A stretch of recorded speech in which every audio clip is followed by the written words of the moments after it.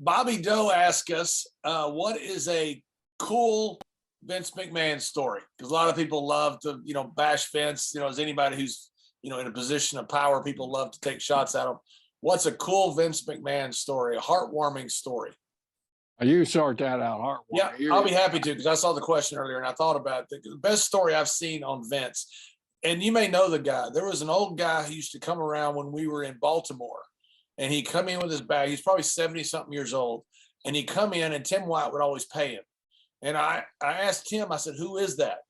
And apparently Vince told me later who it was, because I asked him later when we were on the plane, who was it? When Vince's dad ran Capital City Wrestling, apparently he was in the hood. It was in a bad neighborhood. This guy took care of him. Vince said that song, Bad, Bad Leroy Brown, he said it might as well have been written for this guy. And he said he always took care of Vince Sr., made sure he was safe, made sure everything was fine, the show ran well. And when Vince Sr. passed away, he goes, I'd appreciate if you always take care of this guy. So he would show up in Baltimore, and he's probably in his 70s. He'd have his bag with him, and he wasn't going to work, obviously, but they didn't want to embarrass him, just give him money. So they'd show up and say, Alec, I'm sorry, we don't have anything for you, but we want to pay you because you came down today. And that was Vince's way of taking care of him. One time he was late, and Vince pulled him in. He goes, why are you late? And he said, well, my car broke down. So he told Tim White to go buy him a car.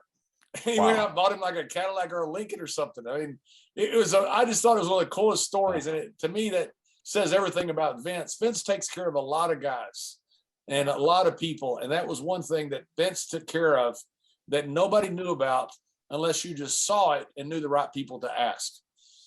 You're exactly right. And I got a story too. It's similar to that. But, I kind of inherited that job of taking care of a lot of these people that Vince wanted to take care of.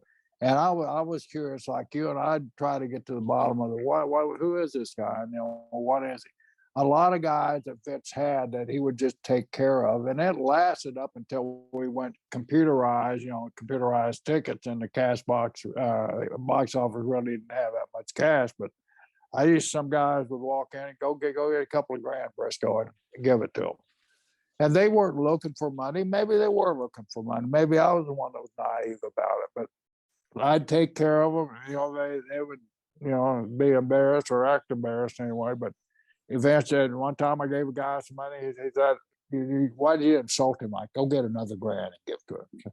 But Vince was just like at him. But the story that I got about Vince in this terrible way, we were walking down Dallas-Fort Worth airport when the new one opened up, 25 years ago, what it was, 30 years ago, 40 years, whatever it was. It just opened up. Then we were coming back before the days, obviously, of corporate jets and all that stuff, for us anyway. So we were changing planes from Houston to Dallas going to Connecticut. So we walked by, and this guy recognized Vince. Mr. McMahon. He said, Albert, shoe shine. I'm the best in the airport here. So just take 5 minutes and I'll have your shoes shining like they ever shined before. And Vince stopped. He went over, sat down in the chair, and this guy proceeded to give Vince a shoe shine. Vince reached in his pocket. He pulls out a $100 bill, hands to him. Oh, Mr. McMahon, you didn't have to give me that. $5 back there, $3 for a shoe shine.